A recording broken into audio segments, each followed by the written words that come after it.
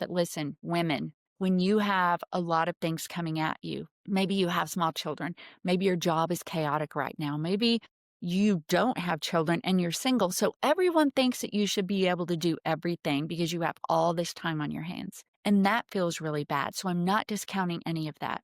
But I think it's safe to say we can all find 5 minutes on purpose.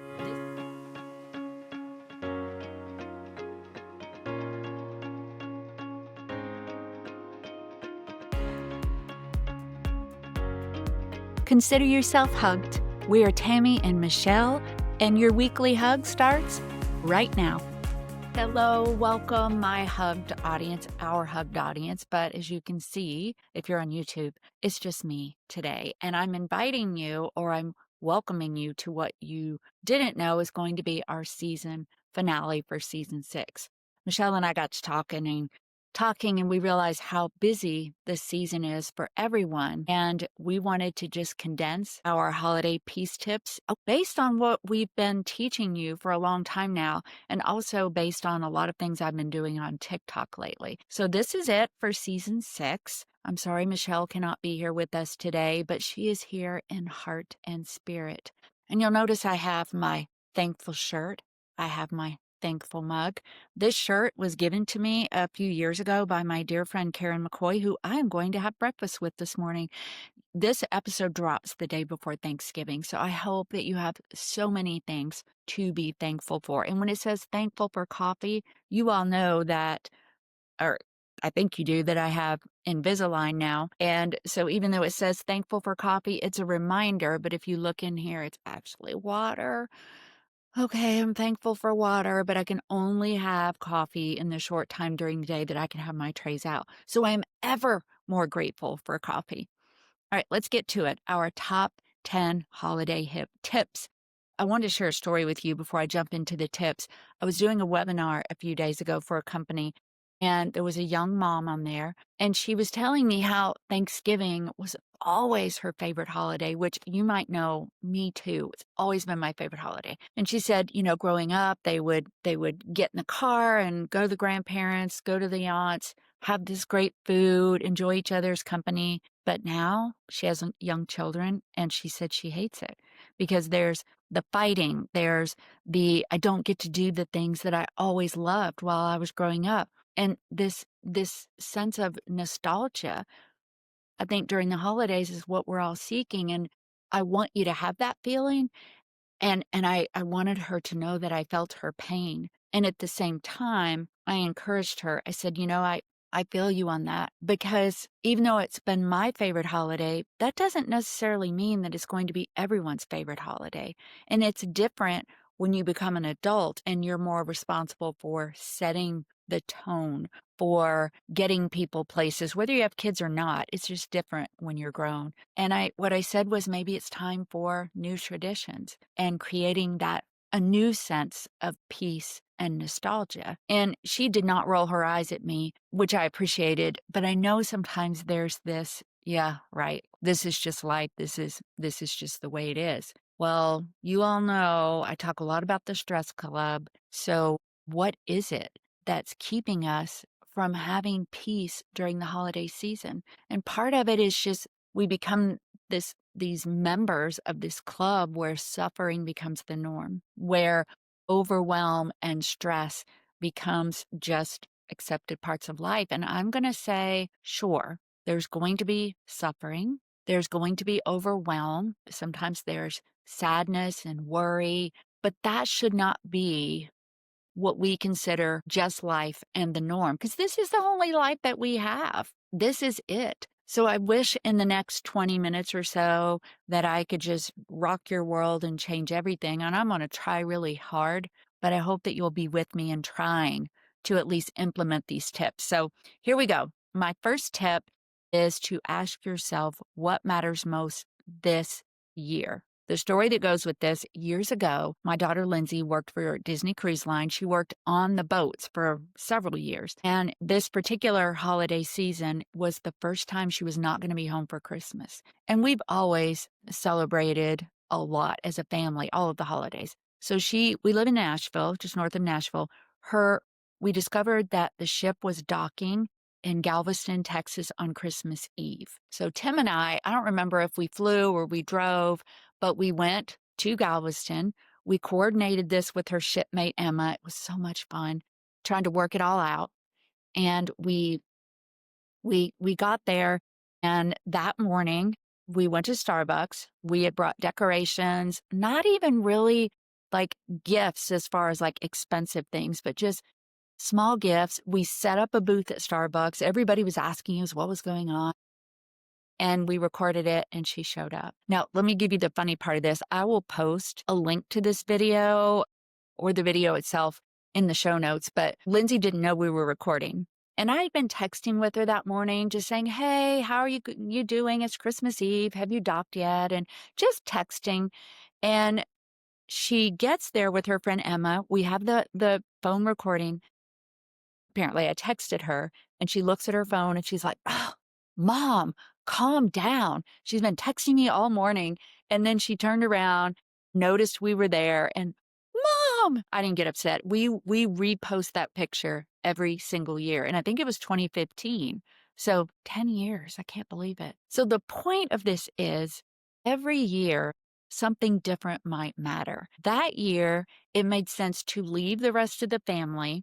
Now, we were home for Christmas Day, but it mattered to us anyway that we figured out a way to make her day special. And Emma as well. Emma was away from home too.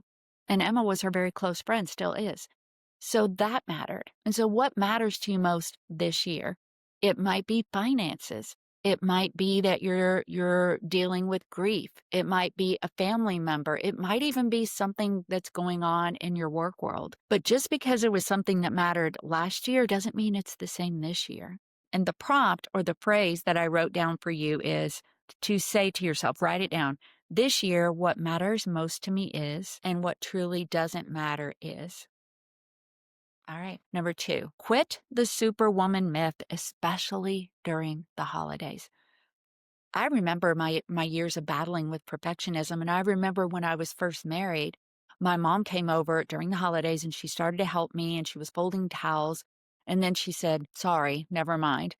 I know that you have to have everything folded just perfectly. And at that time, I said, well, yeah, I mean, it has to be folded this way.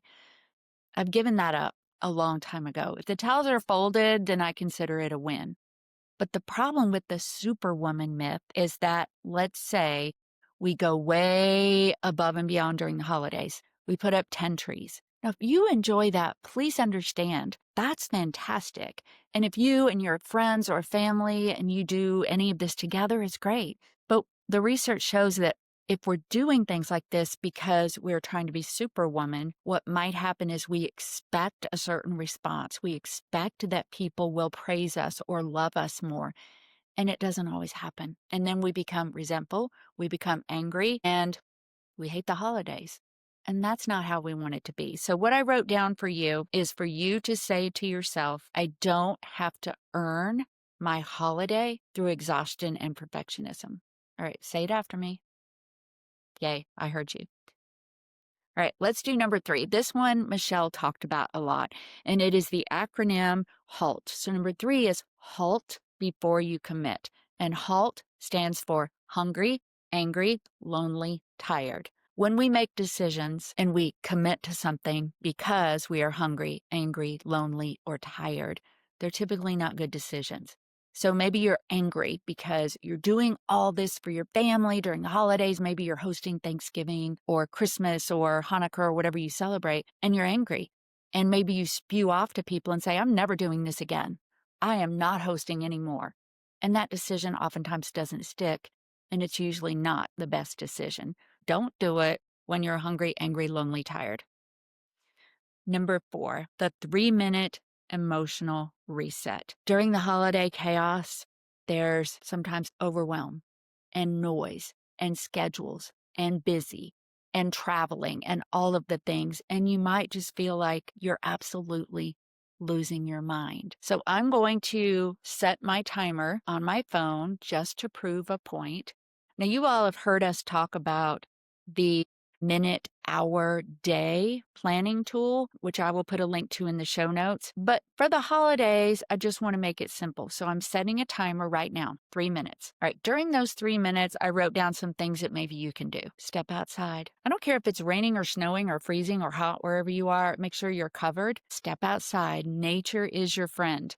How about breathing? A modified box breathing and we've done this before with you, where you breathe in, you hold. It's modified because box is the same: in 4, hold 4, exhale 4, and pause 4. But when you inhale, let's do that together real quick. Do you feel how you get a little bit of energy? Inhaling is your sympathetic nervous system. That's what gets activated. Exhaling, just feel how your body sinks in. You need to exhale longer than you inhale, because exhaling activates your parasympathetic, your rest nervous system. It is a real thing. And I used to almost roll my eyes at advice like this. It was, yeah, all this chaos is going on and you want me to breathe. But it really makes a difference if you do it correctly.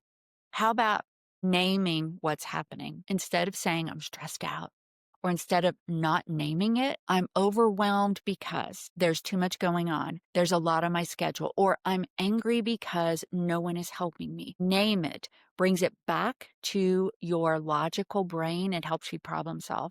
And finally, a pattern interrupt. A pattern interrupt, when we did neuro-linguistic programming way back when we did positive psychology, is something that jolts you sort of back into reality. So it could be something like that. It could be a loud noise. Now you do it so you know it's coming. It could be a clap. It could be you break into jumping jacks. It could even be something with your senses. It could be smelling something, maybe an essential oil. Anything that helps reset your emotions is a pattern interrupt. Do you notice the timer hasn't gone off yet? 3 minutes is not a long time, but it is a long time. That's the point that I got about things, is that we don't think it's enough time for anything, but it can make a difference, and we have 20 seconds left. So let's move on to number 5. Number 5 is to swap perfect for present. Michelle mentioned in our last episode that she made a decision a long time ago to actually participate in the activities that she planned. 3 minutes can do a lot in 3 minutes. Okay, back to, where was I? Swap perfect for present. Again, if you love putting up all of the trees, and I'm going to call out my friend Beth Johnstone, who puts up a number of trees, and she loves it. And she loves it, and it makes her happy. When I lived in my bigger house, you all might remember during COVID, we moved from our 3,000 square foot, 4 acres in the woods house to a 1,700 square foot in a little postage stamp lot house. I used to put up 3 trees, maybe 4, and I loved it. And Lindsay and Jamie, my kids, would help me. The grandkids would come over. And at that point, I had enough wisdom I allowed them to do whatever they wanted. Now, if I needed to fix it later, I would, but it was the presence. I did love it. Here, I don't have the space for that. So if you love it and it brings you together and you're present and you enjoy it, your family enjoys it, great. But if everyone hates you because of the way that you're acting when it happens, you need to ask yourself whether you're striving for perfect. And so this time, this is what I want you to write down for this. Your presence is more valuable than your performance. Got it? All right, I'm hearing yes. Number 6, develop your communication skills with something like fur. All right. Has anyone ever joked about your tree, your cooking, and it's a joke, and it hurts your feelings, and it sets a tone that makes you feel bad? I taught you fur a long time ago, and I actually created one for you based on that, because something like that happened to me a long time ago. So I'm going to hold up my fingers and explain it, but you don't hold up your fingers when you have that conversation. So I'm going to explain it and say what it is. The F stands for facts. So don't tell someone you were rude to me, okay, or that was hateful, because that's not really a fact. That's like my interpretation. And even though you felt that way, we're going to come back to that in just a minute. But facts, and the more that you can say the better. So here's what you can say. When I heard you joke about my cooking, that's a fact. When I heard you joke about my cooking, Typically, people won't push back on that, but you want it to be factual. If you say, "You were nasty to me about my cooking," they're probably going to stop you. The I stands for the impact. Now, I ask myself this question. I'm kind of mean to myself when I do it, but I say, well, so what that they joked about my cooking? What's the big deal?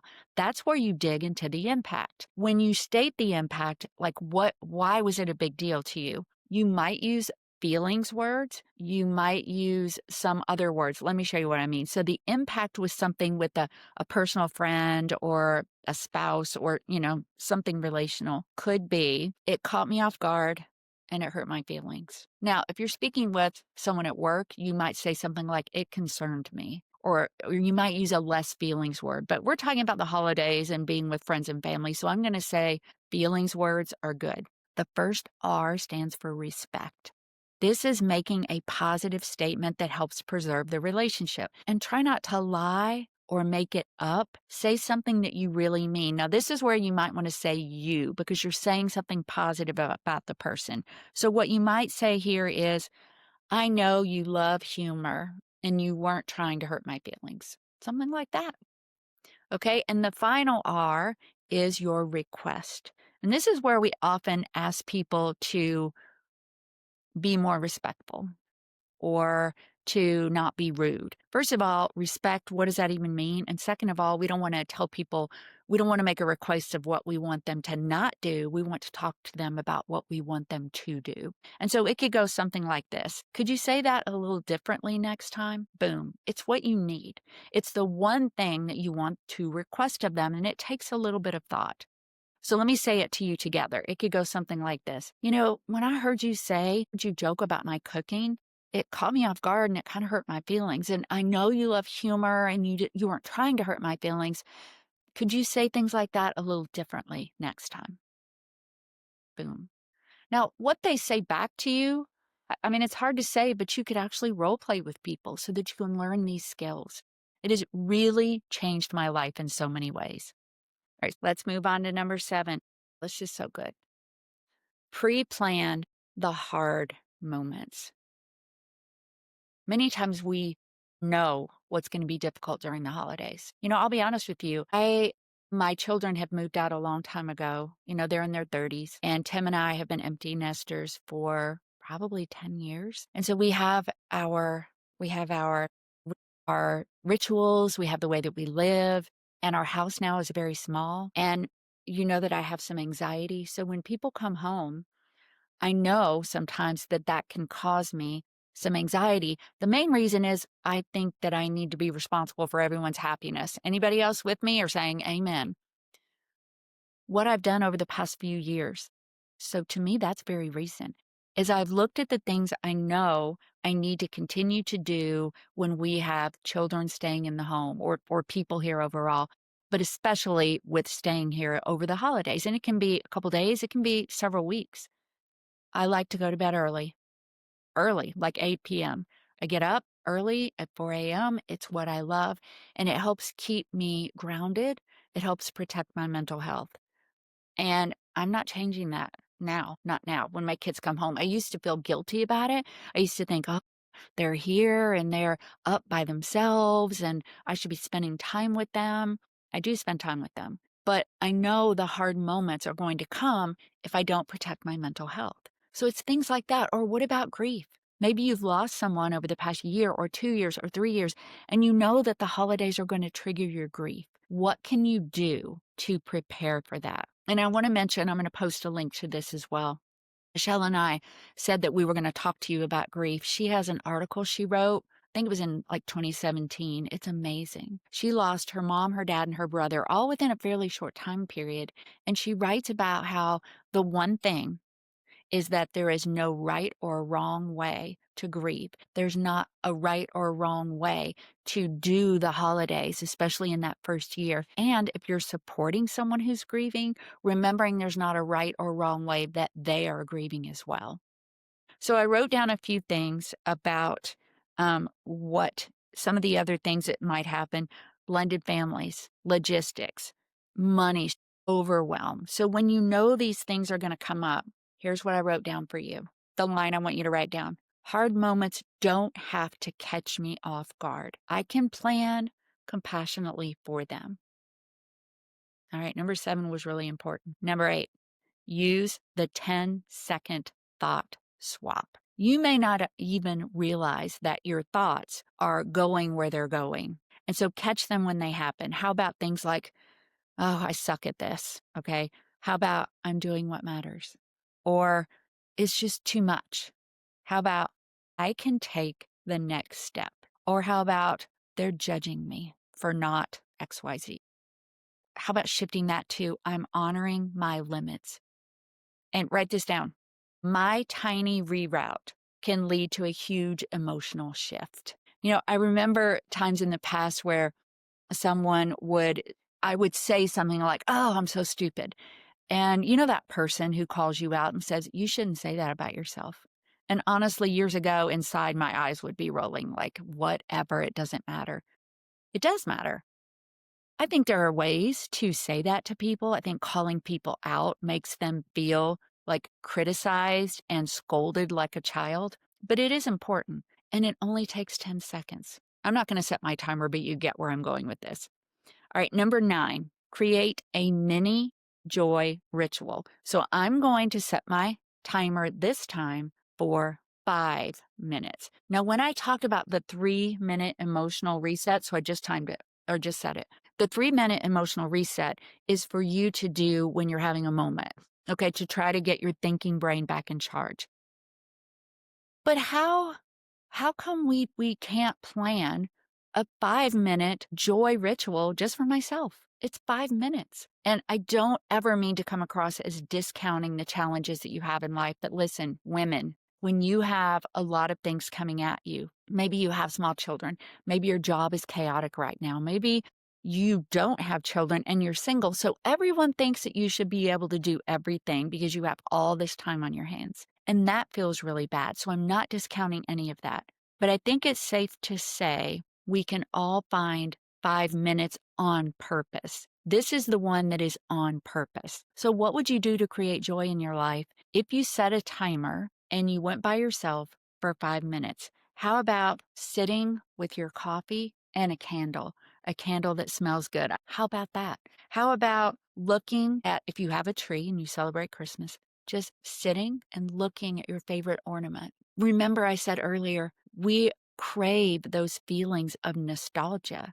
And when we don't feel like we're getting them, then we don't even know why sometimes, but it feels bad. Holidays, the memories that we create stay with us for a long time, and your sense of smell makes a big difference. So smell something, look at something. How about listening to your favorite, whatever it is? The other day, some of our friends said that they just bought one of the Alvin and the Chipmunks records off of eBay. And out of the blue, I remembered in my living room right now is the Alvin and the Chipmunks Christmas album that I had as a child. I have it. And so I'm getting it out because honestly, I don't have a lot. My childhood wasn't great, but Christmas, my family went above and beyond. Now, I learned later that they went in debt to do it. Please don't ever do that. But the tree and the music, and then I would listen to Alvin and the Chipmunks. If any of you are like my age and in your 60s and you remember that, there was, Alvin, like, I don't remember which one it was, but it always drifted off to which one was running away or doing whatever. It's so special. So what music is special to you? How about at night, stepping outside and looking at the lights that might be on your home or the neighbors? Even if you don't celebrate, the lights are beautiful, or the stars. For me, with Christmas being about Jesus, looking at that star and trying to find the North Star and thinking of the Christmas story in Bethlehem. Or how about texting someone something special? That volunteer that we've talked about many times on the show activates the same pleasure part of your brain as taking care of yourself does. So I'm going to look. We have 1 minute and 22 seconds left. So what is your joy ritual? And then finally, number 10, which really sort of wraps it all up. Ask one question. Write this down. You ready? What will I remember in January? Will I remember that I had the perfect turkey or the perfect lighting of the Hanukkah candles or the perfect gifts or any of that. Those are not the things we remember. Our almost son-in-law, Reed, is a pilot. So I think I mentioned that my daughter Lindsay got engaged just recently. So they're engaged. Reed is a pilot, which means he misses out on a lot of the holidays. That's part of his scheduling. So this year, Thanksgiving, that's the case. Also Christmas. So we plan what we call Reed's Giving. So this past Sunday, I'm recording this on a Tuesday, we planned a small Thanksgiving with Reed. We made a turkey and potatoes and stuffing. And oh my gosh, Lindsay and I try to make a new dessert every year. I'm going to post this. It is Hawaiian sweet cinnamon rolls. So it's the Hawaiian rolls, the ones you can buy at the store, but then you make this brown sugar butter and this cream cheese, like cream cheese topping and bake it. It's amazing. Can you believe how long 5 minutes was? It was a long time. All right, back to, so Reed, we had this Thanksgiving and he texted, let me find the text. When he had to leave actually that day. So we had brunch like at 11 a.m. and he texted us later in the day. Thank you for making my Thanksgiving happen early and for taking the time to make special food for me before I start my long stretch on the road. I truly appreciate it. That's what matters. I mean, the stuffing was way overdone. We won't remember that. We will remember spending time together and trying to make Reed feel special. That is what we'll remember. And it's also back to that question of what matters this year. So some of the things I want you to write down, or the phrase I want you to write down is, we are choosing memories, not pressure. We did it. 10 tips. All right, friends. Michelle and I hope that you have an amazing holiday season. Whatever you celebrate, we hope that you feel loved and hugged and grateful for all the things in your life. It's okay if you feel two things at once.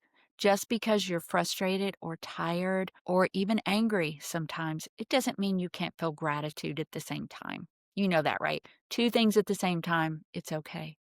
We hope that you feel nostalgia, that you create new memories, that you don't feel the need to be perfect, that you take care of yourself. That's what we hope for you. So this is the last time we're going to see you for a while. I am going to continue on TikTok, so I will post there, and I will for sure put my TikTok link in the show notes. So if you want to follow me there, Michelle and I may do some things from time to time. But this is it for this season. So until we see you next time, consider yourself hugged.